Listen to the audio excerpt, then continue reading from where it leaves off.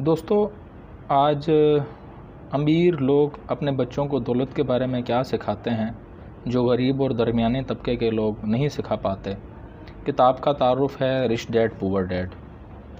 یہ Robert Kiyosaki نے کتاب لکھی ہے اور اس کا اردو ترجمہ جو ہے وہ امیر باپ غریب باپ کے نام سے کیا گیا ہے۔ تقریباً 250 صفحات پر یہ مشتمل ہے کتاب، اور پی ڈی ایف میں میرے پاس موجود ہے۔ آپ کو آن لائن بھی آپ صرف یہ لکھیں گے گوگل سرچ پہ تو آپ کو یہ کتاب مل جائے گی۔ بہت مشہور کتاب ہے۔ اچھا، اب آتے ہیں کہ رابرٹ نے اس میں کیا راز، کون سے راز ہیں جن سے پردہ اٹھایا ہے، کیا وجہ ہے۔ وہ کہتا ہے کہ غریب لوگ جو متوسط طبقے کے جو لوگ ہیں ان کے حالات تبدیل نہیں ہوتے، جبکہ امیر جو ہیں وہ روز بروز امیر ہوتے جاتے ہیں۔ اس کے پیچھے ایک وجہ جو کچھ وجوہات میں سے اس نے بیان کی ہے وہ یہ ہے کہ امیر جو ہیں وہ ایسٹس بناتے ہیں، جبکہ غریب جو ہیں وہ لائبلٹیز خریدتے ہیں۔ جیسے کہ اگر کسی کی لاٹری بھی نکل آئے اور غریب اور متوسط طبقے کا جو بندہ ہوگا، سوچ کا بندہ ہوگا، غریب اور متوسط سوچ کا بندہ ہوگا، وہ ہمیشہ اس طرح کی چیز خریدے گا جو اس کو انکم نہیں دیتی۔ جیسے کہ وہ گاڑی وغیرہ خرید لے گا، دوستوں کی پارٹیاں کر لے گا، کوئی ٹرپ کر لے گا، اس طرح کی چیز کر لے گا۔ لیکن جو امیر ہوگا، سوچ سے امیر ہوگا، وہ اس طرح کی چیز خرید لے گا کہ جو اس کو دوبارہ پھر انکم دے۔ اس کے علاوہ جو امیر لوگ ہوتے ہیں وہ رسک لیتے ہیں، اور غریب لوگ جو ہوتے ہیں وہ متوسط طبقے کے جو لوگ ہوتے ہیں وہ کمفرٹ زون سے باہر نہیں آتے کہ ایک کام ہے، بس ایک کر رہے ہیں، نوکری کر رہے ہیں، بس اسی میں ہی جتے ہوئے ہیں۔ اور 90% لوگ جو ہیں وہ نوکری کو پسند کرتے ہیں، جبکہ تنخواہ جب ان کی بڑھ جاتی ہے سمجھتے ہیں کہ ہماری جو ہے وہ تنخواہ بڑھ گئی ہے اور اب ہم جو ہے نا وہ امیر ہو جائیں گے، لیکن حالات اسی طرح رہتے ہیں کیونکہ ساتھ ساتھ اخراجات بھی بڑھتے جاتے ہیں۔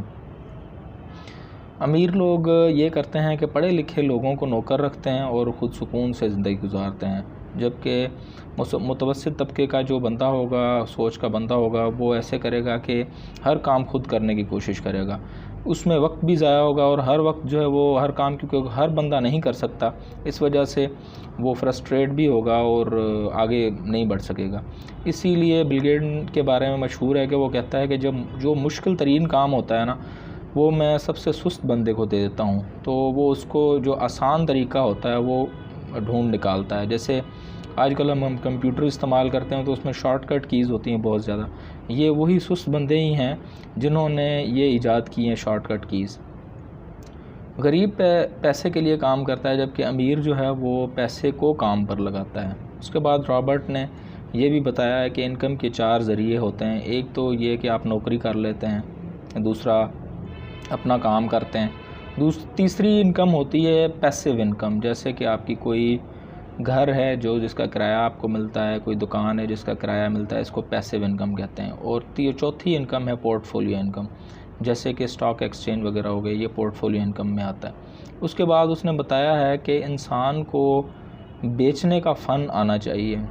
یہ لکھتا ہے رابرٹ کہ میں بے شک بیسٹ رائٹر نہیں ہوں، لیکن میری جو بھی کتاب ہوتی ہے وہ بیسٹ سیلر ضرور ہوتی ہے، کیونکہ مجھے کتابیں بیچنے کا فن آتا ہے۔ اس کے علاوہ اس نے یہ بھی بتایا ہے کہ اسٹاک ایکسچینج جو ہے اس میں ہر بندہ جو ہے وہ کما سکتا ہے، ایسے کہ کئی لوگ ایسے بھی کماتے ہیں کہ جب اسٹاک ایکسچینج ڈکلائن کی طرف ہوتی ہے پھر بھی وہ کماتے ہیں، اور جب اوپر کی طرف آ رہی ہوتی ہے تو پھر بھی وہ کماتے ہیں۔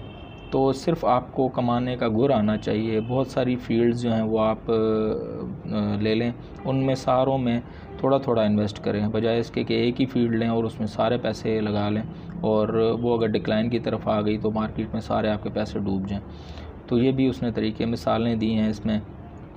مشورہ میرا یہی ہے کہ آپ یہ اس کتاب کے کافی سارے ریویوز آپ کو مل جائیں گے، بہت اچھے اچھے ریویوز مل جائیں گے اس کتاب کے، لیکن جب تک آپ یہ کتاب خود نہیں پڑھتے تب تک یہ کتاب کا جو مزہ ہے وہ آپ کو نہیں آئے گا۔ کتاب پڑھنے والی کتاب میں سے واقعات پر مبنی ہے اور بڑے زبردست طریقے سے سبق آموز واقعات ہیں، اور اس نے اپنی پوری زندگی کا ایک خاکہ جو ہے وہ معاشی خاکہ کہ کس طرح ہونا چاہیے، کس طرح پیسے کمانے چاہیے اور کس طرح اس کو ریٹین کرنا چاہیے۔ ویڈیو دیکھنے کا شکریہ۔